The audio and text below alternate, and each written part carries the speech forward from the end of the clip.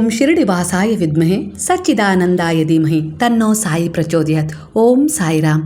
ನಮಸ್ತೆ ಸ್ನೇಹಿತರೆ. ಗುರುವಿನ ಗುಲಾಮನಾಗುವ ತನಕ ದೊರೆಯದಣ್ಣ ಮುಕುತಿ ಅಂತ ಹೇಳಿ ಸುಮ್ಮನೆ ಹೇಳಿಲ್ಲ ಸ್ನೇಹಿತರೆ. ಭಕ್ತಿ ರೂಪದಲ್ಲಿರುವ ಸಾಗರದ ಆಳವನ್ನು ಅರ್ಥ ಮಾಡಿಕೊಳ್ಳಬೇಕಂತ ಇದ್ದರೆ ಮನುಷ್ಯನು ಪೂರ್ಣ ಜ್ಞಾನ, ಜಾತಿ, ಕುಲ, ಧರ್ಮ, ಅಹಂಕಾರ ಎಲ್ಲವೂ ಕೂಡ ಒಂದೇ ಕ್ಷಣದಲ್ಲಿ ಸುಟ್ಟು ಭಸ್ಮವಾಗಬೇಕು. ಆಗಲೇ ನಾವು ಕೆಲವೊಂದನ್ನು ಅರ್ಥ ಮಾಡ್ಕೊಳ್ಳೋಕ್ಕೆ ಸಾಧ್ಯ ಆಗೋದು. ಒಂದು ಸಮಯದ ಕಡೆ ನಾನಿಲ್ಲಿ ಕರ್ಕೊಂಡು ಹೋಗ್ತಾ ಇದ್ದೀನಿ. ಪುರಾಣವನ್ನು ಓದಿ ಹಾಗೆ ಯಜ್ಞ ಯಾಗಾದಿಗಳನ್ನು ಮಾಡಿ ಭಗವಂತನನ್ನು ಒಲಿಸಿಕೊಂಡ ವಿದ್ವಾಂಸರಿದ್ದಂಥ ಸಮಯದಲ್ಲಿ ಇನ್ನೊಂದು ಕಡೆ ಒಬ್ಬ ಗುರು ಇದ್ದರು. ಅವರು ಸದಾ ಮಣ್ಣು, ಗಿಡ, ಮರ, ಪ್ರಾಣಿ, ಪಕ್ಷಿ, ನಿಸ್ಸಹಾಯಕರ ಜೊತೆಯೇ ಇರ್ತಾ ಇದ್ರು. ಗಿಡ ಮರಗಳಿಗೆ ಸದಾ ನೀರುಣಿಸ್ತಾ ಇದ್ರು, ನಿಸ್ಸಹಾಯಕರ ಸೇವೆ ಮಾಡ್ತಾ ಇದ್ರು, ಕುಷ್ಠ ರೋಗಿಗಳ ಸೇವೆಯನ್ನು ಮಾಡ್ತಾ ಇದ್ರು, ಹಸಿದವರಿಗೆ ಅನ್ನ ನೀಡ್ತಾ ಇದ್ರು. ಆದರೆ ಇವರ ಒಂದು ದೃಷ್ಟಿ ದೊಡ್ಡ ದೊಡ್ಡ ಜ್ಞಾನಿಗಳ ಮಾರ್ಗ ಕೂಡ ಬದಲಿಸಬಲ್ಲಂತಹ ಶಕ್ತಿಯುತವಾಗಿತ್ತು. ಹಾಗಾದರೆ ನಾವು ಇವತ್ತು ಮಾತನಾಡ್ತಾ ಇರುವುದು ಜಗತ್ತು ಕಂಡ ಹಾಗೆ ಕಾಣ್ತಾ ಇರುವ ಸಾಯಿ ಬಾಬಾರವರ ಬಗ್ಗೆ. ಈ ಕಥೆಯ ಆರಂಭ ಒಂದು ಪ್ರಶ್ನೆಯಿಂದ ಆರಂಭವಾಗುತ್ತೆ. ಪುರಾತನ ಕಾಲದಿಂದಲೂ ಮನುಷ್ಯನನ್ನ ಕೆಲವು ವಿಚಾರಗಳು ದಾರಿ ತಪ್ಪಿಸ್ತಾ ಇದ್ದಾವೆ. ಅಂದರೆ ಭಗವಂತ ಶಾಸ್ತ್ರಗಳ ಪುರಾಣಗಳ ಹಾಳೆಯಲ್ಲಿ ಮಾತ್ರ ಸಿಗ್ತಾರೆ, ಯಾಗ ಯಜ್ಞಗಳನ್ನು ಮಾಡಿದರೆ ಮಾತ್ರ ಸಿಗ್ತಾರೆ. ಆದರೆ ಇಲ್ಲಿ ಒಬ್ಬ ಗುರುವನ್ನ ಪೂರ್ಣ ರೂಪದಲ್ಲಿ ನಂಬಿ ಅವರ ಶರಣದಲ್ಲಿ ಹೋದವರಿಗೆ ಗುರು ಕೃಪೆಯಿಂದ ಭಗವಂತ ಖಂಡಿತವಾಗಿ ಸಿಗ್ತಾರೆ ಅಂದರೆ ನೀವು ನಂಬ್ತೀರಾ? ಗುರುವಿನ ಸ್ಥಾನ ಭಗವಂತನಿಗಿಂತ ಉಚ್ಚವಾದದ್ದು. ಹಾಗಾಗಿ ತಾನೇ ಕೃಷ್ಣ ರಾಮರು ಕೂಡ ಈ ಜಗತ್ತಿನಲ್ಲಿ ಅವತಾರ ತಾಳಿದ ಮರುಕ್ಷಣವೇ ಗುರುವಿನ ಮಹತ್ವವನ್ನು ಜಗತ್ತಿಗೆ ಸಾರಿ ತಾವು ಕೂಡ ಗುರುವಿನ ಶರಣದಲ್ಲಿ ಹೋಗಿಯೇ ತಮ್ಮ ಒಂದು ಉದ್ದೇಶವನ್ನ ಹೊಂದಿ ಬಂದಿದ್ರಲ್ಲ, ಲೀಲೆಗಳ ಮೂಲಕ ಈ ಜಗತ್ತನ್ನು ಉದ್ಧರಿಸಿದ್ದು. ಅಲ್ಲಿಗೆ ಗುರುವಿನ ಮಹಿಮೆ ಎಂಥದ್ದು ಅನ್ನೋದನ್ನು ಈ ಜಗತ್ತಿಗೆ ಸಾರಿ ಹೋಗಿದ್ದಾರೆ. ಹಾಗೆ ಸ್ನೇಹಿತರೆ, ಉಚ್ಚ ಕುಲದಲ್ಲಿ ಹುಟ್ಟಿ ಮುಸ್ಲಿಮರ ಜೊತೆ ಬೆಳೆದು ಹಾಗೆ ಗುರು ವೆಂಕೂಸ ಅವರ ಶರಣದಲ್ಲಿ ಪಾಠ ಕಲಿತ ಸಾಯಿ ಬಾಬಾರವರ ಬಳಿ ಜ್ಞಾನದ ಭಂಡಾರವೇ ಇತ್ತು. ಅದನ್ನು ಪ್ರಾಪ್ತಿ ಮಾಡಿಕೊಳ್ಳಲು ಜನರು ಪರಿತಪಿಸ್ತಾ ಇದ್ರು. ಅವರ ಜ್ಞಾನ ಪುರಾಣ ಪುಸ್ತಕಗಳನ್ನು ಓದಿ ಹಾಗೆ ಯಜ್ಞ ಯಾಗಾದಿಗಳನ್ನು ಮಾಡಿ ಅನ್ನೋ ರೀತಿಯಲ್ಲಿ ಇರಲಿಲ್ಲ.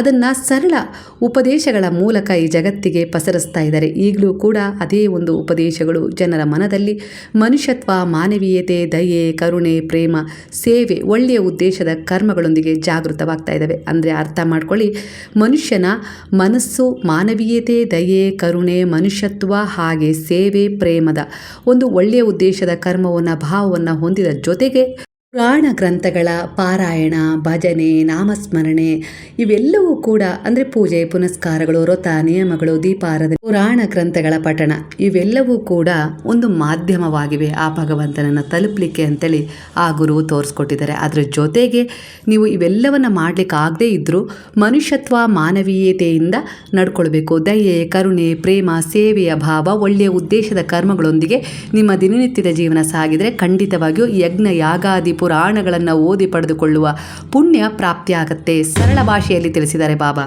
ಪುರಾಣ ಗ್ರಂಥಗಳಲ್ಲಿ ವ್ರತ, ನಿಯಮ, ಪೂಜೆ, ಪುನಸ್ಕಾರ ಇವೆಲ್ಲವೂ ಬರೆದಿದೆ. ಯಜ್ಞ ಯಾಗಾದಿಗಳನ್ನು ಮಾಡಬೇಕು ಅನ್ನೋದನ್ನು ಬರೆದಿದೆ, ಇಲ್ಲ ಅಂತಲ್ಲ. ಆದರೆ ಅತ್ಯಂತ ಸರಳ ಜನರು, ನಿರ್ಗತಿಕರಾಗಿರ್ಬೋದು, ಹಾಗೆ ಯಾವುದೇ ರೀತಿ ಜ್ಞಾನ ಇಲ್ಲದಂಥ ಜನರು ಇವುಗಳನ್ನು ಮಾಡಲಿಕ್ಕೆ ಆಗೋದಿಲ್ಲ ಅಲ್ವಾ? ತುಂಬ ಕಷ್ಟದಲ್ಲಿದ್ದವರಿಗೆ ಇದೆಲ್ಲ ಮಾಡಲಿಕ್ಕೆ ಸಾಧ್ಯನಾ?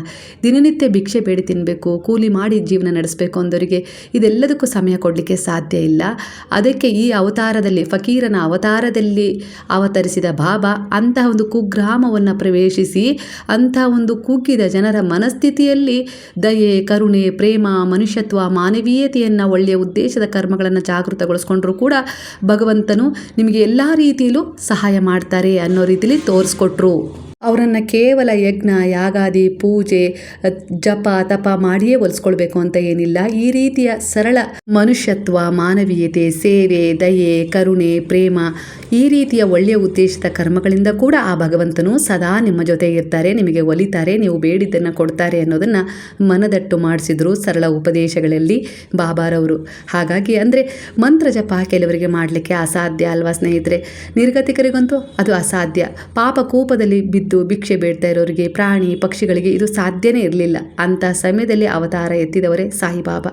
ಅವರು ಆರಿಸ್ಕೊಂಡಿದ್ದು ತುಂಬ ಕುಗ್ರಾಮವನ್ನು, ಅಂದರೆ ತುಂಬ ಕುಗ್ಗಿ ಹೋದಂಥ ಜನರನ್ನು, ಪಾಪದಿಂದ ಮುಳುಗಿ ಹೋದಂಥ ಜನರನ್ನು, ಕೆಸರಲ್ಲಿ ಮುಳುಗಿ ಅಂದರೆ ಎದ್ದು ಹೊರಗೆ ಬರಲಿಕ್ಕೆ ಸಾಧ್ಯನೇ ಇಲ್ಲ ಅನ್ನೋ ರೀತಿಯಲ್ಲಿ, ಅದನ್ನು ಅನುಭವಿಸಲೇಬೇಕು ಅನ್ನೋ ರೀತಿಯಲ್ಲಿ ಒಂದು ಶಾಪಗ್ರಸ್ತ ಜನ್ಮವನ್ನು ಪಡೆದಂಥ ಒಂದು ಜನರ ಒಂದು ಉದ್ಧಾರಕ್ಕೋಸ್ಕರನೇ ಅವರ ಅವತಾರ ಆಗಿತ್ತು ಅಂದರೆ ತಪ್ಪಾಗಲಾರದು. ಭಗವಂತನನ್ನು ಹೊರಗೆಲ್ಲೋ ಹುಡ್ಕೋ ಪ್ರಯತ್ನ ಪಡಬೇಡಿ. ಅಂದರೆ ಹಾಗೆ ಭಗವಂತನನ್ನು ನಾವು ಪಡ್ಕೊಳ್ಳೋಕ್ಕೆ ಸಾಧ್ಯ ಇಲ್ಲ. ನಾವು ಅವರನ್ನು ಅಭಿಷೇಕ ಮಾಡೋಕ್ಕೆ, ಪೂಜೆ ಮಾಡಲಿಕ್ಕೆ, ವ್ರತ ಮಾಡಲಿಕ್ಕೆ, ದೀಪಾರಾಧನೆ ಮಾಡಲಿಕ್ಕೆ ಸಾಧ್ಯ ಇಲ್ಲ. ಅಂಥ ಪರಿಸ್ಥಿತಿಯಲ್ಲಿ ನಾವಿದ್ದೀವಿ ಅಂಥೇಳಿ ಕುಗ್ಗೋದೂ ಬೇಡ. ದಯೆ, ಕರುಣೆ, ಪ್ರೇಮ, ಸೇವೆ, ಒಳ್ಳೆಯ ಉದ್ದೇಶದ ಕರ್ಮದಲ್ಲೂ ಕೂಡ ಭಗವಂತನನ್ನು ಒಲಿಸ್ಕೊಳ್ಬೋದು. ಪೂಜೆ ಪುನಸ್ಕಾರ ವ್ರತ ಮಾಡಿದಷ್ಟೇ ಫಲ. ಇಂತಹ ಒಳ್ಳೆಯ ಕಾರ್ಯಗಳನ್ನು ಕೂಡ ನೀವು ಮಾಡಿದರೆ ಸಿಗುತ್ತೆ. ನಿಮ್ಮಲ್ಲೇ ಭಗವಂತನನ್ನು ಪಡೆದುಕೊಳ್ಳುವ ಶಕ್ತಿ ಇದೆ.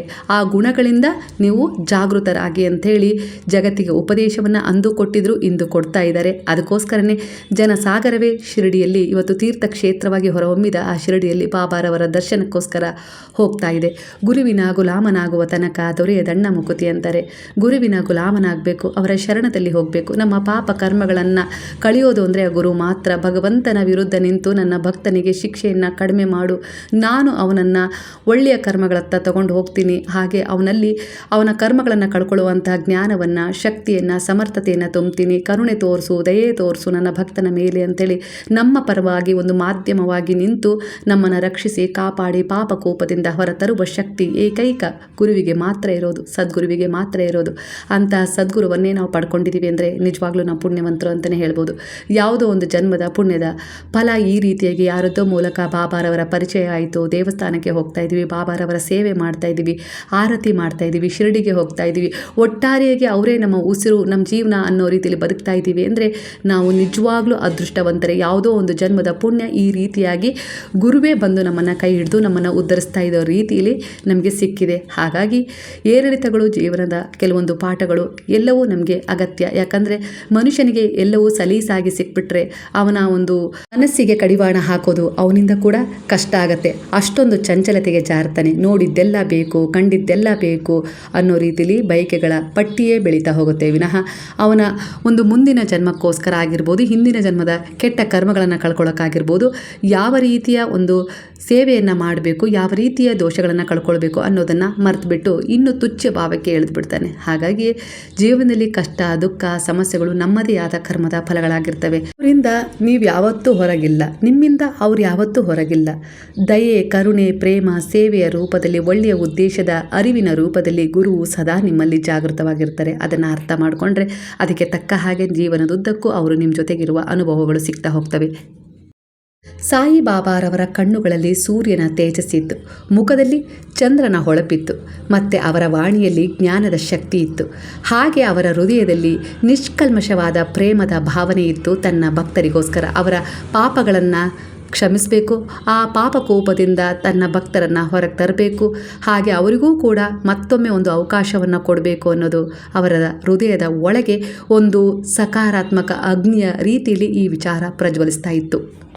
ಇಂತಹ ಶಕ್ತಿಯನ್ನು ಈ ಜಗತ್ತಾಗಿರ್ಬೋದು, ಯಾವುದೇ ರೀತಿಯ ಒಂದು ವಿಜ್ಞಾನ ಆಗಿರ್ಬೋದು ಶಾಂತ ಮಾಡಲು ಸಾಧ್ಯವೇ ಇಲ್ಲ. ಬಾಬಾರವರಲ್ಲಿ ಯಾವುದೇ ರೀತಿ ಸ್ವಾರ್ಥ ಇಲ್ಲ. ಅವರು ಏನೇ ಒಂದು ಮಾಡಿದರೂ ತನ್ನನ್ನು ನಂಬಿ ತನ್ನ ಶರಣದಲ್ಲಿ ಬಂದ ಆ ಭಕ್ತರ ಉದ್ಧಾರಕ್ಕಾಗಿಯೇ ಆಗಿತ್ತು ಸ್ನೇಹಿತರೆ. ಹಾಗೆ ಇಲ್ಲಿ ಒಂದು ಸಣ್ಣದಾದ ಸತ್ಯ ಘಟನೆಯನ್ನು ನಾನು ಇಲ್ಲಿ ವಿವರಿಸ್ತಾ ಇದ್ದೀನಿ. ಬಾಬಾ ತನ್ನ ಭಕ್ತನಿಗೋಸ್ಕರ ಅವನು ಮಾಡಿದ ಒಂದೇ ಒಂದು ದೃಢ ವಿಶ್ವಾಸದ ಸಂಕಲ್ಪ ಹಾಗೆ ನಂಬಿಕೆಗೋಸ್ಕರ ಔಷಧಿಯನ್ನು ನೀಡಿ ಭಕ್ತರೊಬ್ಬರ ಕಾಯಿಲೆಯನ್ನು ಹೇಗೆ ಗುಣಪಡಿಸಿದರು ಅನ್ನೋದನ್ನು ಈ ಸತ್ಯ ಘಟನೆಯನ್ನು ಕೇಳೋಣ. ಒಮ್ಮೆ ಮೀರಜ್ನ ನಿವಾಸಿಯಾದ ನಿತ್ಯಾನಂದ ಪೌಲ್ ಅವರು ಅವರ ಸ್ನೇಹಿತರ ಜೊತೆ ಪುಣೆಗೆ ಪ್ರಯಾಣ ಮಾಡ್ತಾ ಇದ್ರು. ಅವರು ಅಲ್ಲಿಂದ ಮುಂದೆ ವಾನುರಿ ಎಂಬ ಊರಿಗೆ ಹೋಗಬೇಕು ಅಂತ ಹೇಳಿ ಅಂದ್ಕೊಂಡಿದ್ರು. ಮಾರ್ಗ ಮಧ್ಯದಲ್ಲಿ ಇವರುಗಳು ಪ್ರಯಾಣಿಸುತ್ತಿದ್ದ ಬಸ್ ಕೆಟ್ಟು ಹೋಗುತ್ತೆ. ಅದನ್ನು ರಿಪೇರಿ ಮಾಡಲು ಬಹಳ ಸಮಯವಾದ ಕಾರಣ ಆ ಬಸ್ 2 ಗಂಟೆ ತಡವಾಗಿ ಪುಣೆಯನ್ನು ತಲುಪುತ್ತೆ. ಹಾಗಾಗಿ ಅವರಿಗೆ ವಾನೂರಿಗೆ ಹೋಗುವ ಬಸ್ ಸಿಗದೆ ಕೈ ತಪ್ಪಿ ಹೋಗುತ್ತೆ. ಮುಂದಿನ ಬಸ್ ಮಾರನೇ ದಿನ ಬೆಳಗ್ಗೆ ಇದ್ದರಿಂದ ಅವರು ತಮ್ಮ ಕ್ರಿಶ್ಚಿಯನ್ ಸ್ನೇಹಿತರೊಬ್ಬರ ಮನೆಯಲ್ಲಿ ಆ ರಾತ್ರಿ ಕಳೆಯಲು ನಿರ್ಧರಿಸ್ತಾರೆ. ಅವರು ರಾತ್ರಿಡೀ ಬಾಬಾ ಹಾಗೂ ಅವರ ಭಕ್ತರ ಬಾಳಿನಲ್ಲಿ ಬಾಬಾರವರು ನಡೆಸಿದ ಆಶ್ಚರ್ಯಕರ ಲೀಲೆಗಳನ್ನು ಕುರಿತು ಮಾತನಾಡ್ತಾನೆ ಆ ರಾತ್ರಿಯನ್ನು ಕಳೀತಾರೆ. ನಿತ್ಯಾನಂದ ಪೌಲ್ ಅವರು ಕಳೆದ 15 ವರ್ಷಗಳಿಂದ ಕ್ಷಯರೋಗದಿಂದ ಬಳಲ್ತಾ ಇರ್ತಾರೆ. ಭಕ್ತರು ತಮ್ಮ ಕಾಯಿಲೆಗಳಿಗೆ ಪವಾಡ ಸದೃಶ ರೀತಿಯಲ್ಲಿ ಗುಣ ಕಾಣುತ್ತಿರುವ ವಿಷಯವನ್ನು ತಮ್ಮ ಸ್ನೇಹಿತರಿಂದ ತಿಳಿದ ಪೌಲ್ ಅವರು ಮುಂದಿನ ಬಾರಿ ಶಿರಡಿಗೆ ಹೋಗುವಾಗ ತಮ್ಮನ್ನು ಕರೆದುಕೊಂಡು ಹೋಗುವಂತೆ ಕೇಳಿಕೊಳ್ತಾರೆ. ಅವರ ಸ್ನೇಹಿತರು ಅದಕ್ಕೆ ಒಪ್ತಾರೆ. ಮತ್ತು ಮಾರನೇ ದಿನವೇ ಅವರು ಶಿರಡಿಗೆ ಪ್ರಯಾಣವನ್ನು ಬೆಳೆಸ್ತಾರೆ. ಶಿರಡಿಗೆ ಬಂದ ನಂತರ ಪೌಲ್ಗೆ ಶೀತ ಹೆಚ್ಚಾಗಿ ಅನೇಕ ರೀತಿಯ ದೇಹ ಬಾಧೆಗಳು ಹೆಚ್ಚಾಗಿ ಆ ಒಂದು ಕಾರಣದಿಂದ ಅವರ ಕೆಲವು ಸಮಸ್ಯೆಗಳು ಉಲ್ಬಣಗೊಂಡು ಎಡೆಬಿಡದೆ ಕೆಮ್ಮುತ್ತಾ ಇರ್ತಾರೆ. ಅವರು ಹಾಗೆ ಕೆಮ್ಮಿದಾಗಲೆಲ್ಲ ಬಾಯಿಯಿಂದ ರಕ್ತ ಬರಲಿಕ್ಕೆ ಶುರುವಾಗುತ್ತೆ. ಕೂಡಲೇ ಅವರಿಗೆ ಅಲ್ಲೇ ಒಂದು ಗುಜರಾತಿ ಡಾಕ್ಟರ್ ಒಬ್ಬರ ಹತ್ರ ಚಿಕಿತ್ಸೆಯನ್ನು ಕೊಡಿಸಲಾಗುತ್ತೆ. ಹಾಗಾಗಿ ಅವರ ದೇಹಸ್ಥಿತಿ ಸ್ವಲ್ಪ ಸುಧಾರಿಸುತ್ತೆ. ನಂತರ ಅವರು ಬಾಬಾರವರ ದರ್ಶನಕ್ಕಾಗಿ ಸಮಾಧಿಯ ಮಂದಿರಕ್ಕೆ ಬಂದು ನಿಲ್ತಾರೆ ಅವರ ಎದುರಿಗೆ. ಅಲ್ಲಿ ನಿತ್ಯಾನಂದವರು ತಮ್ಮ ಕಾಯಿಲೆಯನ್ನು ಸಂಪೂರ್ಣವಾಗಿ ಗುಣ ಮಾಡಿ, ಇಲ್ಲ ಅಂದರೆ ನನ್ನ ಜೀವವನ್ನು ನೀವು ತಗೊಳ್ಳಿ, ನಾನು ಸಂಪೂರ್ಣವಾದ ಭರವಸೆಯಿಂದ ವಿಶ್ವಾಸದಿಂದ ನಿಮ್ಮ ಪಾದಗಳಲ್ಲಿ ಶರಣಾಗಿದ್ದೀನಿ, ನನ್ನ ಪ್ರಾಣನೂ ನೀವು ತಗೊಳ್ಬೇಕು, ಇಲ್ಲ ಅಂದರೆ ನನಗೆ ಬದುಕಲಿಕ್ಕೆ ಒಂದು ಅವಕಾಶವನ್ನು ಕೊಡಬೇಕು, ಅದೇ ನಂಬಿಕೆಯಿಂದ ಬಂದಿದ್ದೀನಿ. ನೀವು ಜನರ ಮಾತಿಗೆ ಸ್ಪಂದಿಸ್ತೀರಿ, ಅವರ ಕಷ್ಟ ದುಃಖ ಸಮಸ್ಯೆಗಳಿಗೆ ಸ್ಪಂದಿಸ್ತೀರಿ, ಅವರ ಪಾಪಗಳನ್ನು ಕಳೆದುಕೊಳ್ಳುವಲ್ಲಿ ಅವರಿಗೆ ನೀವು ಸಹಾಯ ಮಾಡ್ತೀರಿ ಅಂಥೇಳಿ ನನಗೆ ಸಾಕಷ್ಟು ಜನರು ಹೇಳಿದ್ದಾರೆ. ಅವರ ವಾಣಿಯನ್ನು ನಂಬಿ ನಾನು ಕೂಡ ಅಷ್ಟೇ ನಿಷ್ಠೆಯಿಂದ ನಿಮ್ಮನ್ನು ನಂಬಿ ಕೊನೆಯ ಅವಕಾಶ ಅನ್ನೋ ರೀತಿಯಲ್ಲಿ ನಿಮ್ಮ ಶರಣದಲ್ಲಿ ಬಂದಿದ್ದೀನಿ. ಸಾವಾದರೂ ಕೊಡಿ, ಇಲ್ಲ ಬದುಕಾದರೂ ಕೊಡಿ ಅನ್ನೋ ರೀತಿಯಲ್ಲಿ ಪ್ರಾರ್ಥನೆಯನ್ನು ಮಾಡ್ಕೊಳ್ತಾರಂತೆ. ಪ್ರಾರ್ಥನೆಯನ್ನು ಮಾಡಿಕೊಂಡು ತಮ್ಮ ಊರಿಗೆ ಹಿಂತಿರುಗ್ತಾರೆ. ಸ್ವಲ್ಪ ದಿನಗಳ ನಂತರ ವೈದ್ಯರೊಬ್ಬರು ಇವರ ಮನೆಗೆ ಇದ್ದಕ್ಕಿದ್ದ ಹಾಗೆ ಬರ್ತಾರೆ. ಹಾಗೆ ನಿಮಗಿರುವ ಕಾಯಿಲೆಯ ಬಗ್ಗೆ ನನಗೆ ಗೊತ್ತಿದೆ, ನಾನು ಅದಕ್ಕೆ ಚಿಕಿತ್ಸೆಯನ್ನು ಕೊಡ್ತೀನಿ, ನಾನು ಶಾಶ್ವತವಾಗಿ ನಿಮ್ಮನ್ನು ಆ ಕಾಯಿಲೆಯಿಂದ ಗುಣಪಡಿಸ್ತೀನಿ, ಆದರೆ ನಾನು ಕೊಡುವ ಔಷಧಿಗಳನ್ನು ನೀವು ತಗೊಳ್ಬೇಕು. ಕೆಲವೊಂದು ಸರಿ ಆ ಔಷಧಿಗಳನ್ನು ತಗೊಳ್ಬೇಕಾದ್ರೆ ವಾಕರಿಕೆ ಹಾಗೆ ವಾಂತಿ ಕೂಡ ಆಗುತ್ತೆ, ಹಾಗೆ ತುಂಬ ಆಯಾಸ ಕೂಡ ಆಗುತ್ತೆ, ನೀವು ಅದನ್ನು ತಗೊಳ್ಬೇಕು ಅನ್ನೋ ರೀತಿಯಲ್ಲಿ ಹೇಳ್ತಾರೆ. ಆ ವೈದ್ಯರು ಇವರಿಗೆ ಈ ರೀತಿಯಾಗಿ ತಿಳಿಸಿದಾಗ ಪೌಲ್ ಅದಕ್ಕೆ ಒಪ್ಪಿ ಆ ವೈದ್ಯರು ನೀಡಿದ ಔಷಧಿಗಳನ್ನು ತೆಗೆದುಕೊಳ್ಳಲು ಪ್ರಾರಂಭಿಸ್ತಾರೆ. ಹಾಗೆ ಔಷಧ ಪ್ರಾರಂಭಿಸಿದ ಮೊದಲ ವಾರ ಭಯಾನಕ ಯಾತನೆಯನ್ನು ಅವರು ಅನುಭವಿಸ್ತಾರೆ. ಹಾಗೆ ಭಯಾನಕ ಯಾತನೆಯನ್ನು ಅನುಭವಿಸಬೇಕಾದ್ರೆ ಅವರು 2 ಬಾರಿ ಬಾಬಾರವರ ದರ್ಶನವನ್ನು ಕನಸಲ್ಲಿ ಮಾಡ್ತಾರೆ. ಆಶೀರ್ವಾದ ಮಾಡುವ ರೀತಿಯಲ್ಲಿ, ನಾನಿದ್ದೀನಿ ನಿನ್ನ ಜೊತೆಗೆ, ನಾನಿದ್ದೀನಿ, ನಿನಗೆ ಎಲ್ಲ ಒಳ್ಳೆಯದಾಗತ್ತೆ, ಆರೋಗ್ಯ ಸುಧಾರಿಸತ್ತೆ, ನಾನೇ ಸ್ವಯಂ ನಿನಗೆ ಚಿಕಿತ್ಸೆ ನೀಡ್ತಾ ಇದ್ದೀನಿ ಅನ್ನೋ ರೀತಿಯಲ್ಲಿ ಅವರು ಕನಸಲ್ಲಿ ಅವರಿಗೆ ಹೇಳ್ತಾರಂತೆ.